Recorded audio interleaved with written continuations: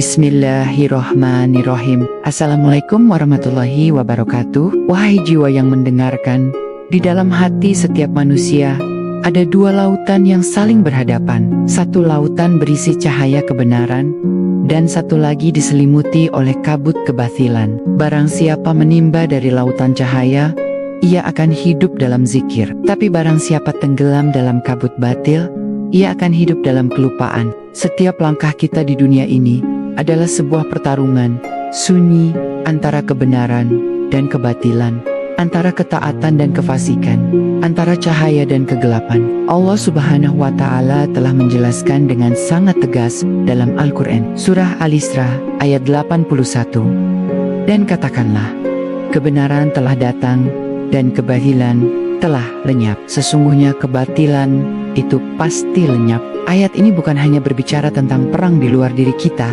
tetapi yang lebih penting adalah perang di dalam diri. Perang antara suara hati yang senantiasa menyeru kepada Allah dengan bisikan nafsu yang selalu menyeret kita ke arah perbuatan fasik dan batil. Mari kita selami lebih dalam apa sebenarnya bahaya dari kedua hal ini. Pertama, mari kita pahami apa itu batil. Secara bahasa, al-batil berarti sesuatu yang tidak benar, yang tidak memiliki hakikat di sisi Allah, walaupun mungkin tampak begitu indah dan mempesona di mata manusia. Allah berfirman dalam surah Luqman ayat 30, yang demikian itu karena Allah yang maha benar, dan apa yang mereka seru selain Dia adalah kebatilan. Imam Al-Ghazali dalam kitabnya yang masyhur Ihya Ulumuddin menulis sebuah kalimat yang sangat mendalam. Segala yang tidak mengantarkanmu kepada Allah adalah batil, walau tampak indah di mata manusia. Dari sini kita belajar bahwa batil bukan hanya soal kekufuran yang tampak jelas di luar, tapi ia juga bisa berupa setiap amal, niat, bahkan ucapan yang tanpa sadar menjauhkan hati kita dari Allah. Seseorang bisa saja berbicara tentang agama, tapi jika lisannya dipenuhi ria dan hatinya haus akan pujian, maka itu pun termasuk dalam kategori kebatilan yang tersembunyi. Sekarang, mari kita beralih ke hakikat fasik. Kata fasik berasal dari akar kata fesaka, yang artinya keluar. Secara istilah, fasik adalah orang yang keluar dari ketaatan kepada Allah, namun masih memiliki sisa iman di dalam hatinya. Allah berfirman dalam surah At-Taubah ayat 96, sesungguhnya Allah tidak menyukai orang-orang yang fasik. Dan di ayat lain, dalam surah As-Saidah ayat 18, Allah menegaskan, apakah orang beriman itu sama dengan orang fasik? Tidaklah mereka sama.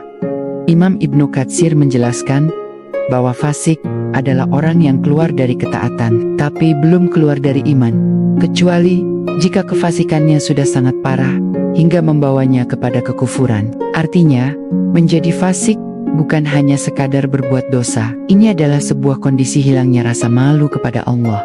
Sebuah keadaan di mana seseorang tahu apa itu kebenaran, tapi ia dengan sengaja memilih untuk berpaling darinya. Lalu, apa bedanya batil dan fasik dalam perjalanan ruhani kita? Keduanya berbahaya, tapi berbeda sumber dan dampaknya. Batil adalah segala sesuatu yang palsu, rusak, dan tidak benar di sisi Allah. Ia bisa berada dalam keyakinan, niat, atau perbuatan.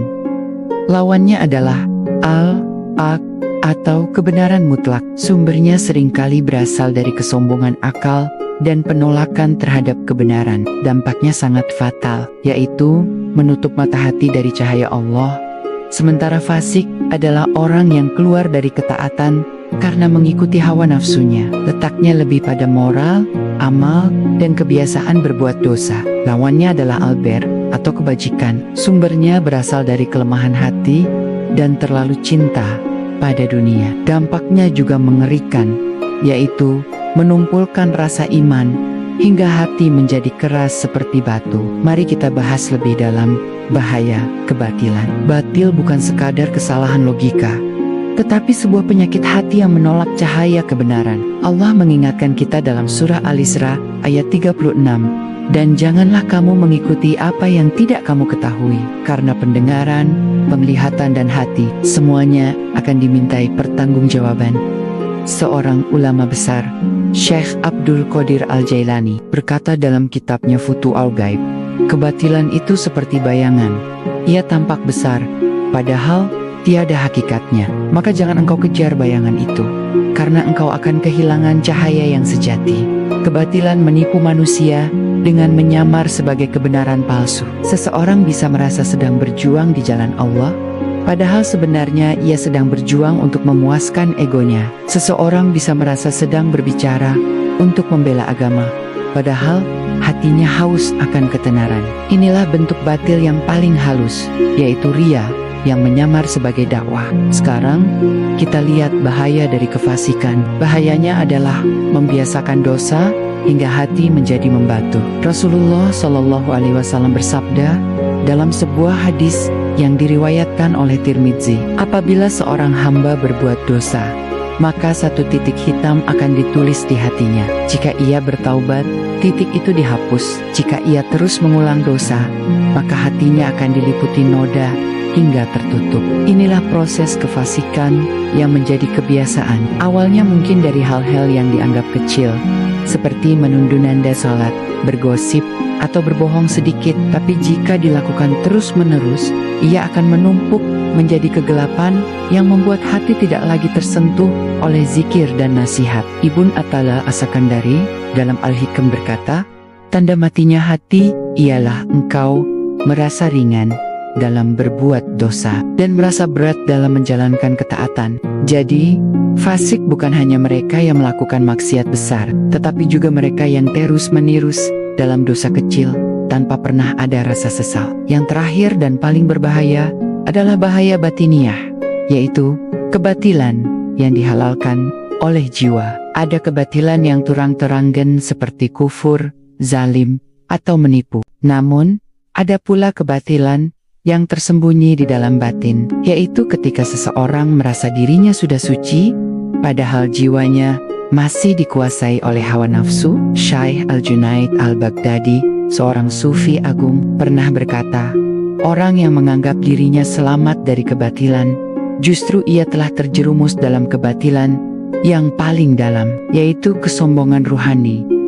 Seseorang bisa tampak sangat zuhud di mata orang lain, tapi hatinya bangga pada kezuhudannya. Ia bisa tampak begitu saleh, tapi di dalam hatinya ia merendahkan orang lain yang dianggapnya tidak sesaleh dirinya. Inilah kebatilan yang tidak tampak di mata manusia, tapi sangat busuk di hadapan Allah.